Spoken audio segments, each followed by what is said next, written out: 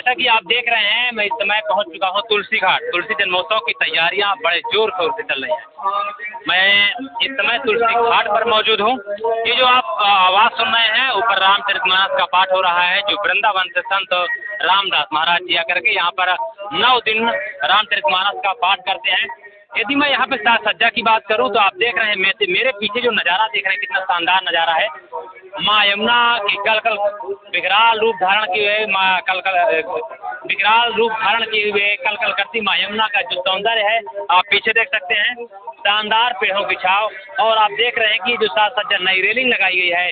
लाइटों की बात करूं तो आप देख सकते हैं कि किस तरह से नई लाइटें लगा करके जो तुलसी जन्मोत्सव है उसको और बेहतर बनाने का लगातार प्रयास जारी है। शासन और प्रशासन द्वारा लगातार तैयारियों पर विशेष रूप से ध्यान दिया जा रहा है। अगर मैं बारीकियों की बात करूं तो सबसे बड़ी बात है कि तुलसी घाट पर साफ सफाई को लेकर के बहुत ध्यान दिया जा रहा है। आप देख रहे हैं किस तरह से, यदि आप तुलसी घाट की बात करेंगे साफ सफाई की, तो आप देखेंगे पीछे दीवारों पर किस तरह से पेंटिंग कर दी गई है। मैं कैमरामैन से कहूँ जरा आगे आ जाएं, और ये सामने आप देख रहे हैं किस तरह से पेंटिंग की गई है। सबसे बड़ी बात यह है,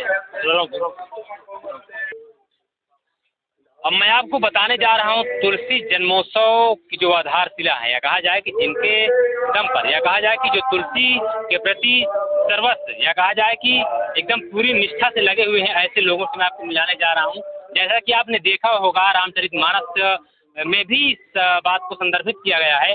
जब भगवान श्री राम लंका पार जा रहे थे तो समुद्र में पुल बनाने के लिए तमाम तरह की बड़ी समस्याएं हुई। तो समुद्र की जो आधार थे वह नल और नील नामक 2 शापित बंदर थे। अब सोचिए, जब 2 शापित बंदर भगवान के काम आ सकते हैं तो गैर शापित यानी कि भगवान के जो 2 भक्त हैं उन पर भगवान की कितनी बड़ी कृपा ना होगी। मेरे साथ हैं अशोक सोनी और उमेश सोनी, जो तुलसी जयंती के लिए विशेष रूप से न्यौछावर अपना समय किए हुए हैं।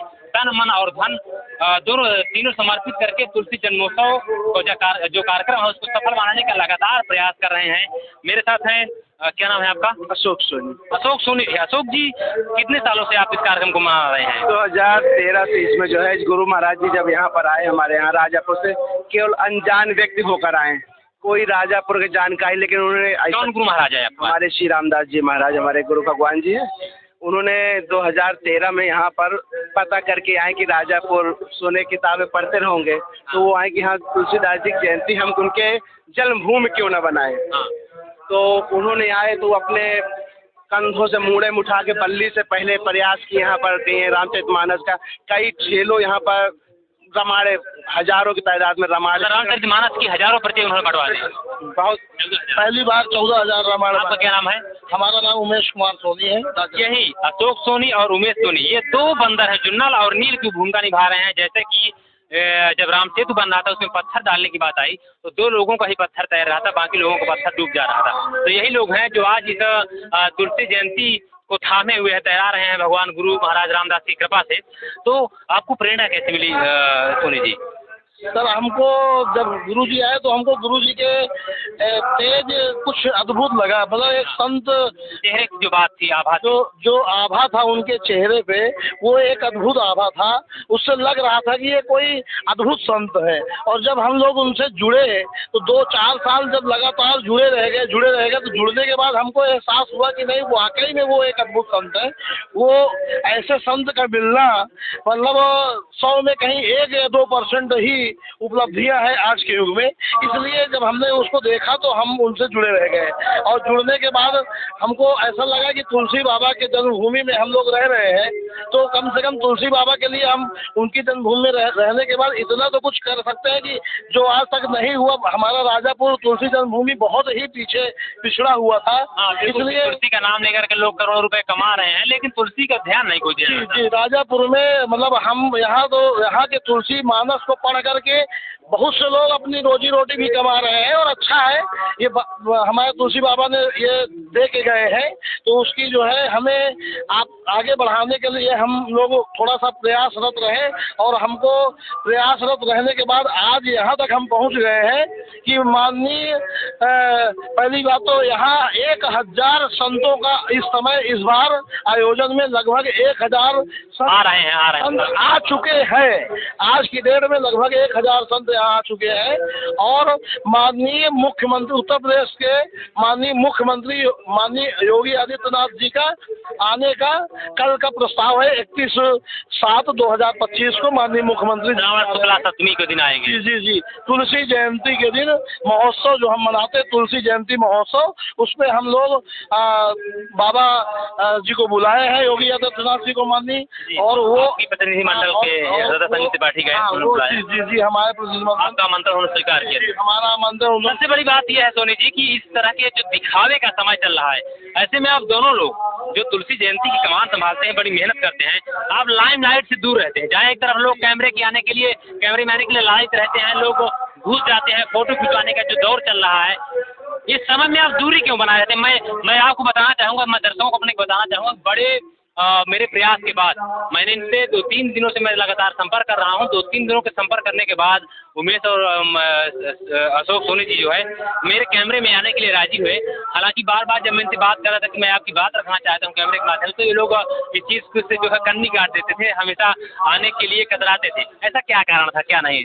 ये तो देखिए गीता में साफ लिखा हुआ है, कर्म कर फल की इच्छा मत कर। हमारे महाराज जी ने भी यही कहते हैं कि बेटा जो कुछ करो वो दिखावे के लिए मत करो, कर्म करो, अच्छे करोगे तो परिणाम अच्छा ही होगा। गुरु जी का अनुसरण कर रहे हैं पूरी निष्ठा के साथ। हमारे गुरु जी का जो है संकल्प जो था कि यहाँ पर हर एक गली गुर्जे में संत दिखाई दे तुलसी जयंती में, कि तुलसी चैत्र मानस पाठ ऐसे बाबा, हमारे तुलसी बाबा जो थे, हमको बाबा ही कहेंगे क्योंकि हमारे जन्मभूमि के हैं, तो बाबा जो यहाँ पर लिखे गए हैं उससे हर एक आदमी को प्रेरणा मिल सकती है।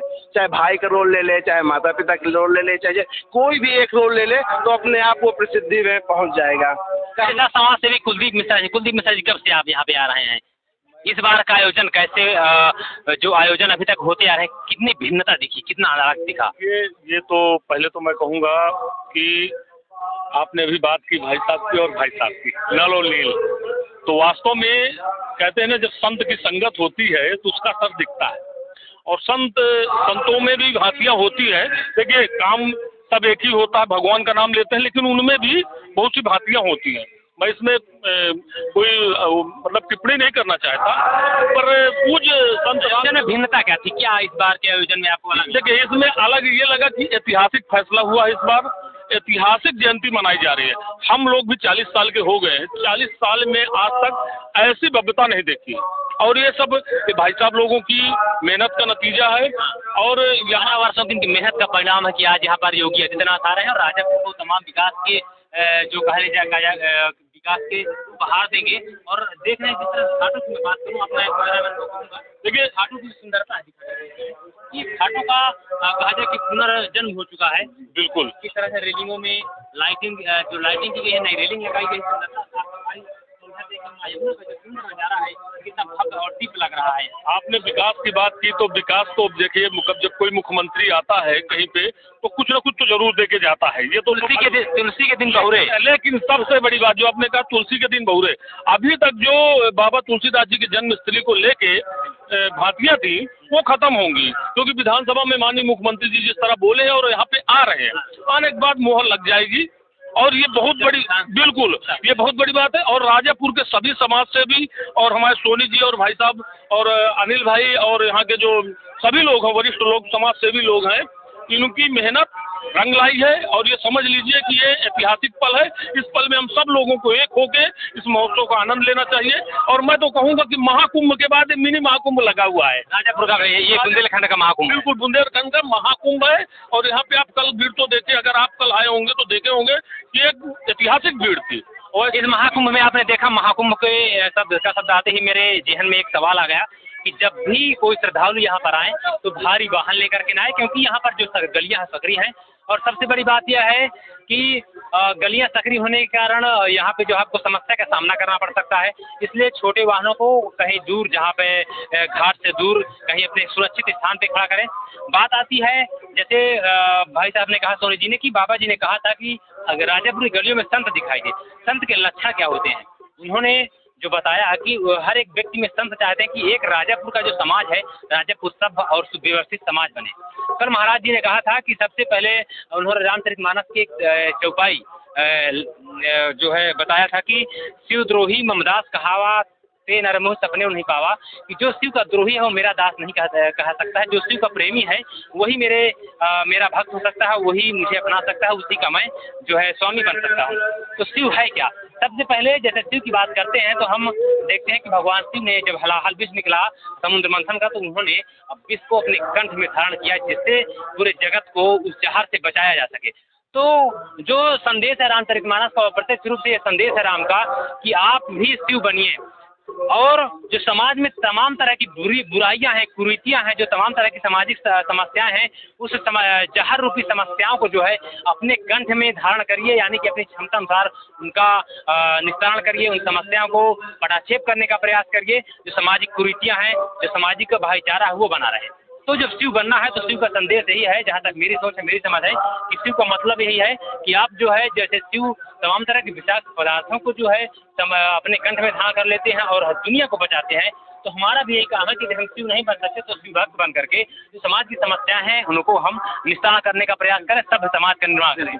ये महाराज जी में हम पूरी तरह देखे हुए, महाराज जी को ये बहुत ज़्यादा उपेक्षा मिली है बहुत, लेकिन महाराज जी कोई भी अटिल अपने उसमें नहीं रहे हैं, सबको अपना पूरा सहते रहे, पूरा तरह की महाराज समस्या है। तुलसी बाबा के यहाँ पर राजापुर में भी कुछ ऐसे कुछ मिलना है, हम तो नहीं कह सकते ये चीज़ की, हम भी राजापुर के हैं, लेकिन ये हम गुरु जी के ऊपर देखें, उनको बहुत ज़्यादा टिप्पणी मिली, बहुत ज़्यादा कुछ गए, लेकिन महाराज जी ने जैसे आपने कहा कि विष पीकर जो कट मिले, उसी तरह हमारे गुरु महाराज जी ने इसको किया, तभी ये सब चीज़ आज महाराज जी कहना था कि ऐसे लोग हमारे आयोजन में बाधा डालते हैं तो हमें चुप रहना ही श्रेयस्कर है। मेन महाराज जी कहा कि ये सब हमारा ही काम हो रहा है, कैसे भी कोई करे, कोई बुराई भी कर रहा है तो अपनी बढ़ाई अपना ही कार्य वो बनेगा, उसमें कोई दिक्कत न करिए, जब कोई आगे बढ़ता है तो उसकी बुराई करेंगे तभी वो आगे बढ़ने के लिए। अभी तक आपने देखा तुलसी घाट की भव्यता और सुंदरता को, मुख्यमंत्री की आने के बाद यहाँ की सुंदरता और भव्यता को आपने देखा, जो व्यवस्थाएं हैं लगातार विकास, और आप देख रहे हैं बुंदेल भास्कर। तुलसी जन्मोत्सव के इस क्रम में मैं पहुंचा हूँ राजापुर, जहाँ आप देख रहे हैं मेरे पीछे मानस मंदिर है, जहाँ आज भी 528 वर्ष बाद, यानी कि कहा जाए कि तुलसीदास जी को 74 वर्ष के बाद उन्होंने रामचरितमानस लिखना शुरू किया था। आप पीछे देख रहे हैं, ठीक पीछे इसी मंदिर में तुलसीदास जी द्वारा हस्तलिखित रामचरितमानस का अयोध्या कांड आज भी सुरक्षित है, जिसे हजारों दर्शक या कहा जाए कि भक्तगण देखने आते हैं। मेरे साथ जो तुलसीदास जी की शिष्य परंपरा के 11वीं पीढ़ी के जो वंशज हैं रामाशय त्रिपाठी जी, वो भक्तों को दर्शन कराते हैं। तो आइए जानते हैं उनसे कि आखिर क्या खास है इस रामचरितमानस के जो अंश बचा हुआ है अयोध्या कांड में। महाराज जी के शिष्य वंश चला है, शिष्य वंश, उनके शिष्य गणपत राम जी थे, उनके एक हुए उद्धव, अब माधव, पंचम राम, हनुमान दीन, भैरव दीन, विश्राम, मुन्नीलाल जी, इसके बाद मेरे पिताजी ब्रह्मदत्त त्रिपाठी, ये बहन भाई थे, मैं रामाश्रय त्रिपाठी। आप उनके बहन के लड़के हैं? मेरे पिताजी मुन्नीलाल जी के भांजे, दत्तक पुत्र के रूप में आए। ये मुन्नीलाल भगनी जो ब्रह्मदत्तो अभुवत्, मुन्नीलाल जी के बहन के लड़के ब्रह्मदत्त हुए, ब्रह्मदत्त जी मेरे पिता हैं। तस्याग्रे अधिकस्य तस्य तनयोः रामाश्रय सांप्रतम, इस समय उनका लड़का रामाश्रय मौजूद है। मैं एक भाई में ये सब इधर हैं और एक ये हैं जो उस आपकी कौन सी पीढ़ी? मेरी 11वीं पीढ़ी है। आप शिष्य परंपरा में हैं तुलसी बाबा के? ना शिष्य परंपरा में है, तुलसीदास जी के वंश में ये पूरा विश्व है, जो राम को मानता है वो तुलसी का भक्त। शिष्य परंपरा की 8वीं पीढ़ी, 11वीं। 11वीं। आपका नाम क्या है? रामाश्रय त्रिपाठी। मैंने ये नहीं बहुत पुराना हो रहा है, उनके चाबी नहीं उनके पास। चले महाराज जी।